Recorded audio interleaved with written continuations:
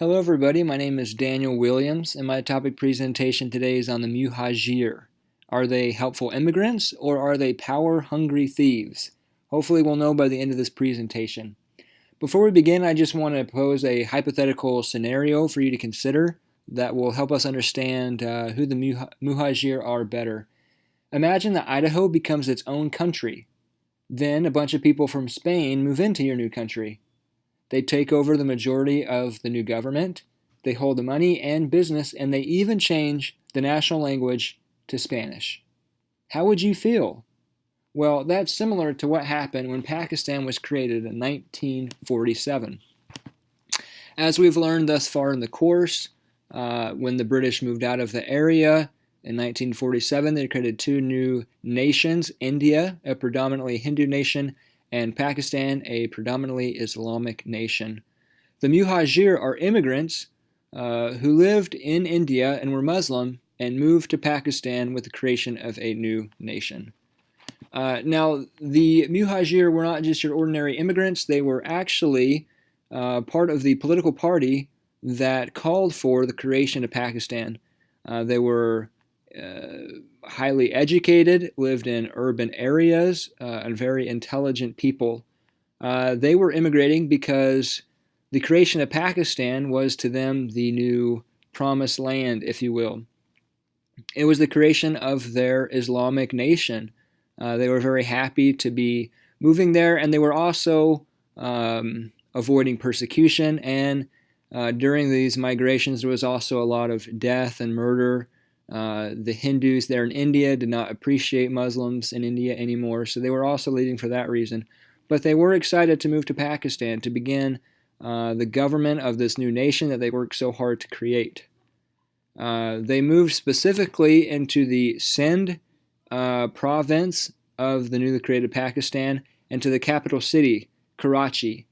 At the beginning, everything was well. The Islamic people were happy to be together.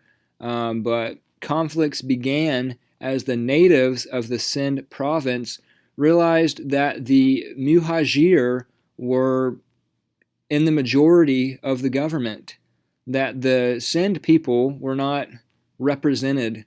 And to this was a really big deal. This next slide shows some of the complaints that the Sindh people had against the Muhajir, these immigrants.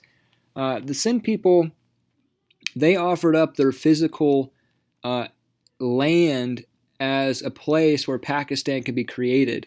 And to them, they felt like because they did that, they are entitled to a majority of the government. They're entitled to, this is their homeland, this is where they're from. They feel that these immigrants, the Muhajir, shouldn't be in the majority of the government. They were also upset when the Muhajir came, they settled in their capital city, and then they changed their capital city to become the federal capital city. So it was no longer a part of the Sindh province, if that makes sense. They had to choose another capital city. Lastly, and one of the biggest things, once the Muhajir had the majority of the government, they changed the national language to Urdu, which is really interesting because no one in Pakistan even spoke Urdu, at least not as a primary language. In fact, Urdu isn't even a language that is found in that geographical area. It's an Indian language. But since the Muhajir were from India and now they're ruling the government of Pakistan, they made Urdu their primary language. This slide, you can see Urdu above. That's actually spelling Pakistan, and Sindhi below is spelling Pakistan as well. So they don't look too different, but I'm sure if this was your native language, you'd be quite upset. Lastly, just some food for thought. I don't know if there are right answers to these questions, but just things to think about. When the Muhajir showed up, the majority of Pakistan was rural, uneducated. If the Muhajir hadn't stepped in, what would have happened to Pakistan? Would it have become the nation it is today? And lastly, the Muhajir, they fought in their political party for the creation of Pakistan. Aren't they just as entitled to rule the government, this new government, as much as the natives? I don't know, but just food for thought. Lastly, my Works Cited page, and thank you everyone for watching my video. Hope you all have a great semester and good luck learning about Pakistan.